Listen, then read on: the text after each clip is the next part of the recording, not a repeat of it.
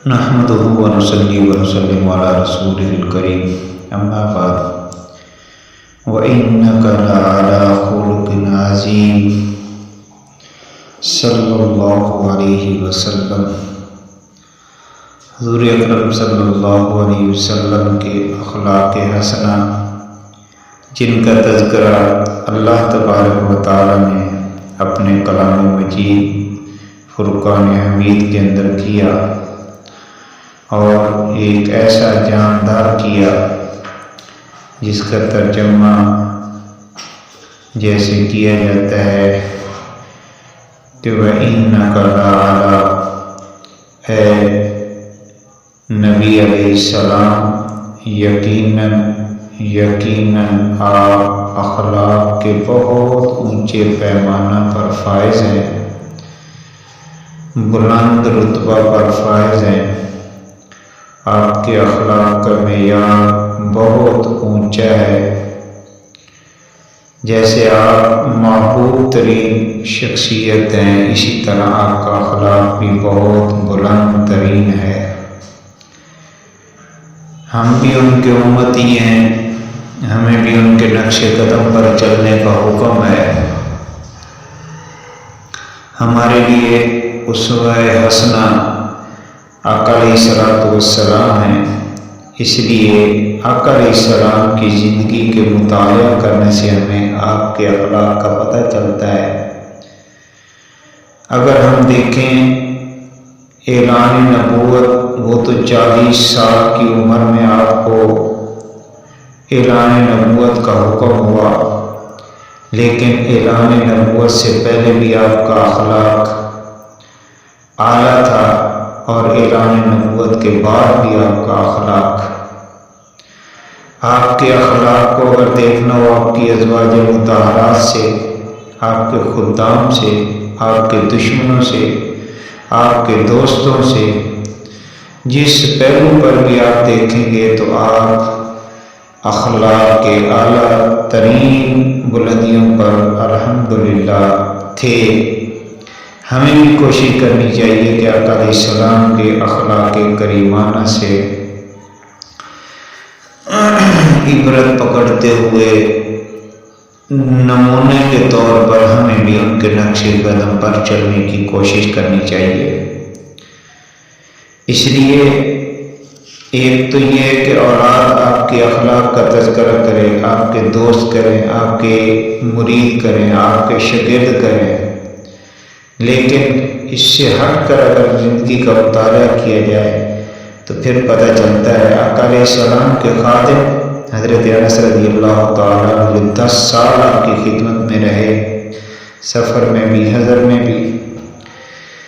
اب اس 8-9 سال کی عمر کے اندر آپ حضور صلی اللہ علیہ وسلم کی خدمت میں آ گئے، لیکن بچپن ہونے کے باوجود 8-9 سال کی عمر کیا ہے، کتنی باتیں ناگوار گزری ہوں گی، کتنے نقصان کیے ہوں گے، لیکن آقا علیہ الصلوۃ والسلام کی طرف سے کبھی آپ کے ساتھ سختی والا رویہ نہیں دیکھا گیا، کبھی آپ کے ساتھ ترش لہجہ نہیں اپنایا گیا۔ تو اس سے پتہ چلتا ہے، جیسے حضرت انس رضی اللہ تعالیٰ عنہ فرماتے ہیں کہ مجھے اف تک نہیں کہا۔ یہ ایک چھوٹا سا جملہ ہے۔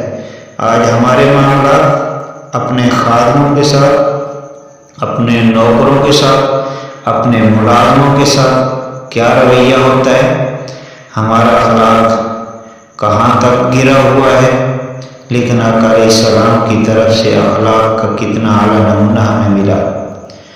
دیہاتیوں کے ساتھ حضور صلی اللہ علیہ وسلم کا حسن سلوک، آپ کا مقام، آپ کا مرتبہ، آپ کی شان، عظمتیں وہ کتنی بلند، لیکن عام دیہاتی سادہ لوگ ان کے ساتھ بھی آقا علیہ السلام کا میل جول کیسا تھا۔ ایک صحابی حضرت معاذ رضی اللہ تعالیٰ عنہ کا واقعہ آتا ہے کہ وہ بولی لگا رہا ہے منڈی کے اندر، اپنا سودا بیچ رہا ہے، آقا علیہ السلام پیچھے سے تشریف لائے، آپ نے اس کی آنکھوں پر ہاتھ رکھا۔ کیا شان ہے، کیا مقام ہے اس صحابی کا جس کی آنکھوں پر آقا علیہ السلام ہاتھ رکھے، اور پھر فرمایا کہ اس کو کتنے میں لو گے؟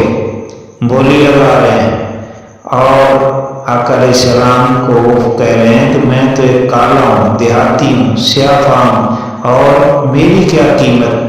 फरमाया ये आपकी कीमत ईमान के एतबार से देखी नहीं चाहिए, आपके ज़ाहिर और इस चीज़ को देखते हुए नहीं कि आप देहाती हैं, सादा हैं। आपके ईमान की कदर कीमत बहुत है।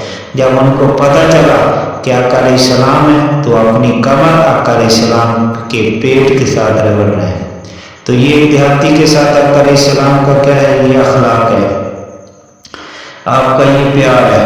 और एक सहाबी के बारे में आता है, देहाती था, वो आका अलैहिस्सलाम की गले में जैसे चादर थी तो उसको पकड़ कर कहता है मुझे तो हिस्सा दो, मुझे तो कुछ चाहिए।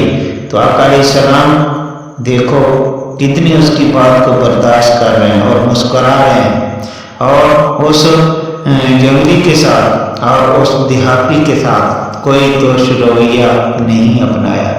तो ये आका अलैहिस्सलाम का ये सारे दिन देहाती लोगों के साथ भी ऐसा रवैया था।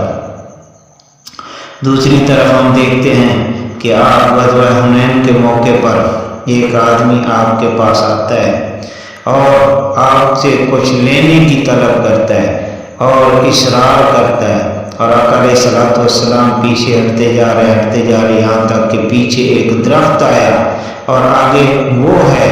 तो उस वक़्त आका अलैहिस्सलाम ने फरमाया कि अगर मेरे पास जितनी आपको ये झाड़ियाँ नज़र आ रही, अगर इतने जानवर होते तो मैं आपको दे देता। ये नबी की सखावत होती है। मैं कोई बखील नहीं हूँ, मुझे बखील नहीं पाओगे।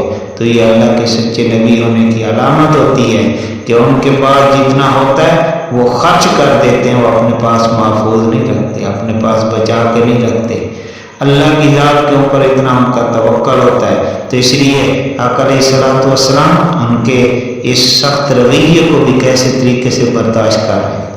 आका अलैहिस्सलाम अपने घर के अंदर अपनी बीवियों के साथ उनके मामला, जैसे हज़रत आयशा रज़ियल्लाहु तआला अन्हा कि आका अलैहिस्सलाम अपने हाथों के साथ अपने कुर्ते को भी पैवाल लगा लिया करते थे, सिलाई कर लिया करते थे।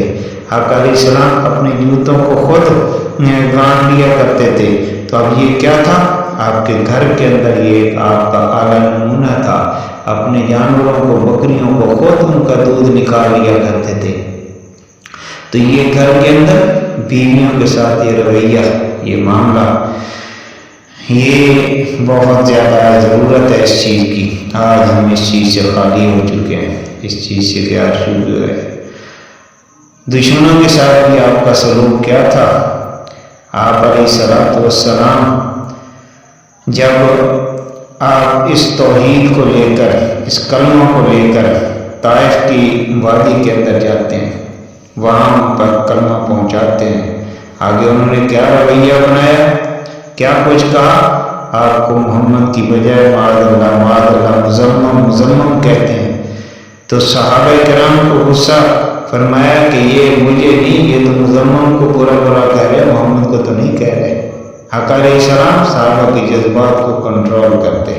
आका अलैहिस्सलाम के बारे में तैयारों ने क्या कुछ किया, लेकिन उसके बदले के अंदर आका अलैहिस्सलाम ने हाथ उठा दिए।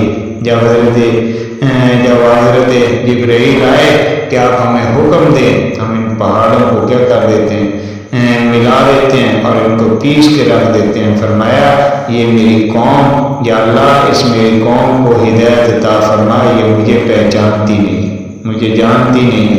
तो इसलिए उनके बारे में यहाँ तक इतना रवैया आ कि आप को इतना लोहान कर दिया, जख्मी कर दिया कि आपके जूते और खून की वजह से पाँव के अंदर धंस गए, फंस गए।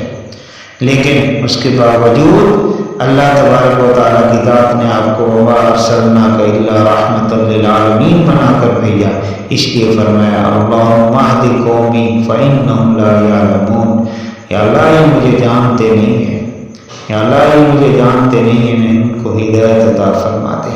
इसलिए फरमाया इलाही फजल फरमा कोहसार के मकीनों पर, इलाही फजल फरमा कोहसार के मकीनों पर, इलाही फूल बरसा पत्थरों वाली ज़मीनों पर।